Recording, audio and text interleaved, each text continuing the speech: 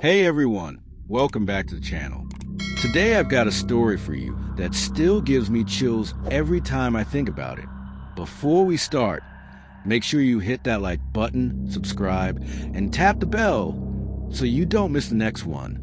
Alright, turn down the lights, put your phone on silent, and get ready, because this is the story of a knocking man. We begin. It was an ordinary day, and James, as always, was at home. The late autumn light filtered through the blinds in thin golden bars, making dust motes drift lazily in the air. He sat at his desk, laptop open, half working, half scrolling through meaningless headlines. The apartment was quiet except for the faint hum of the refrigerator and the occasional hiss from the old radiator. Outside, the city kept moving without him. Footsteps on the sidewalk, distant car horns, the murmur of lives stacked in floors above and below. James preferred it that way. His work was remote, his friends scattered, and his days followed the same rhythm. Coffee, emails, lunch, a walk if the weather was nice, then more work until the sky turned the color of cooling ash. He was halfway through typing a report when the first knock came. 3 sharp raps, not loud but deliberate. His doorbell was broken, had been for years, so people either called or knocked. He wasn't expecting anyone. James stood, hesitating for a moment before opening the door. The hallway outside was empty. No neighbor, no delivery package, not even the usual flyer wedged into the frame. Only the faint smell of rain from somewhere far down the corridor.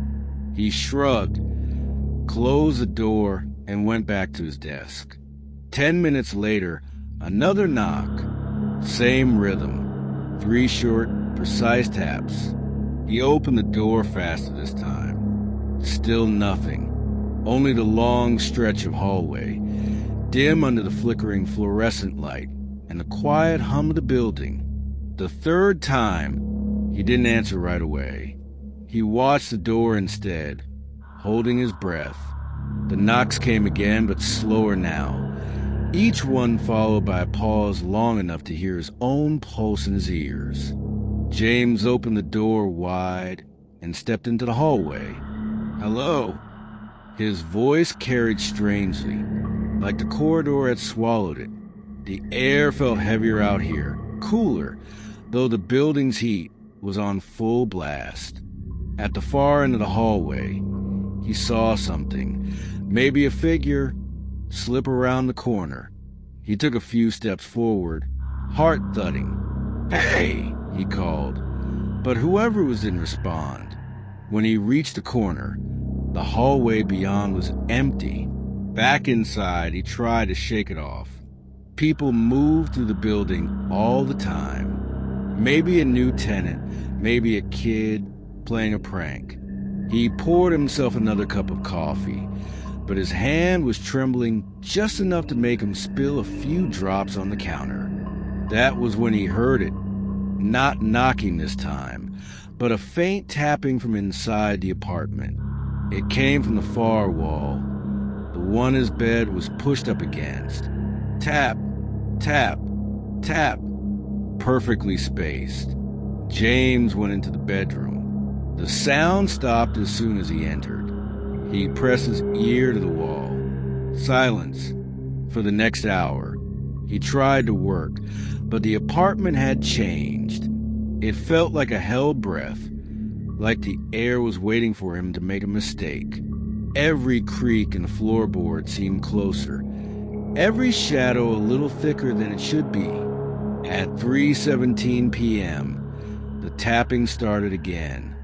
Louder now, from the wall, then the floor, then somewhere above him. James grabbed a flashlight and scanned the corners of the room, the closet, under the bed. Nothing. Then from the hallway, a voice. "James." It wasn't loud. It didn't need to be. It was calm, certain, like whoever said it knew him well enough to not have to shout. He opened the door. The hallway was dark now, the overhead light dead. The air smelled faintly of damp concrete. Far down the corridor stood a man. At least, James thought it was a man, tall, thin, wearing a coat that looked too heavy for indoors. The man stood perfectly still, his face shadowed. James stepped back instinctively. "Who are you?" The man didn't answer. Instead, he raised his hand and tapped his knuckles 3 times against the wall beside him. The sound carried through the corridor and into James's bones.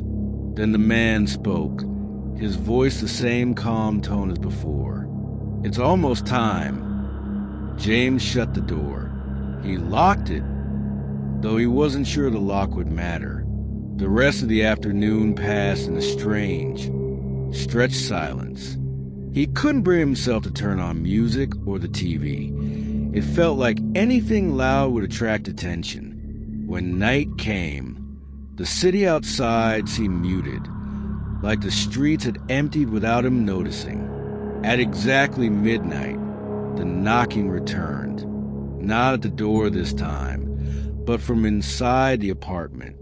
From the bedroom wall, then the floor, then, impossibly, from the ceiling above his bed. James stood in the doorway of his room, staring up. The tapping moved, slow and deliberate, until it stopped directly over where he stood.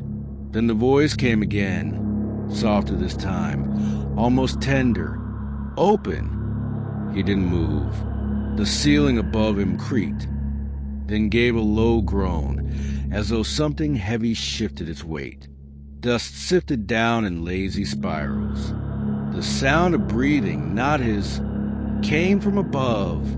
James backed away, but the voice followed him. Now inside the walls, the floor, even the air, "You have to see." Every instinct told him not to, but something stronger pulled him forward. He grabbed a chair, set it under the attic hatch in the hallway ceiling, and climbed. The hatch opened with a reluctant sigh. Cold air spilled down, smelling of damp wood and something faintly metallic.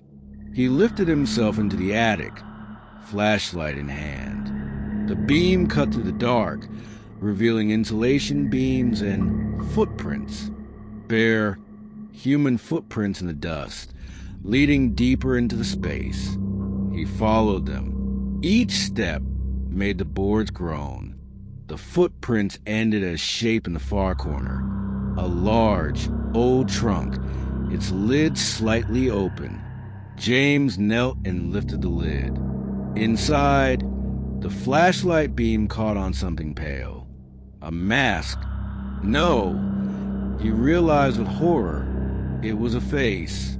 Not alive, not human anymore. The skin looked borrowed. Behind him, the attic floor creaked. Slowly, he turned. The man from the hallway was standing there, coat brushing the floor, his face now visible in the thin beam of light. It was the same pale mask from the trunk, now worn and smiling. "You opened," the man said. James stumbled back, but the attic felt longer now, stretching away. The man stepped closer, and with each step the darkness behind him seemed to follow, swallowing the space.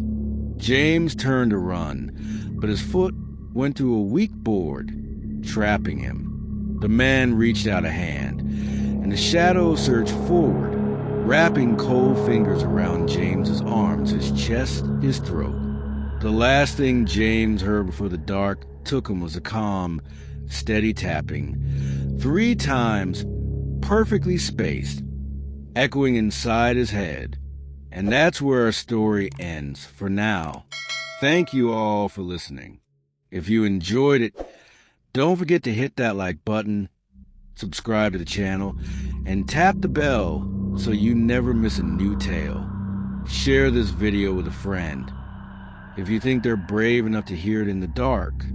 Until next time, keep your doors locked and listen closely to the silence.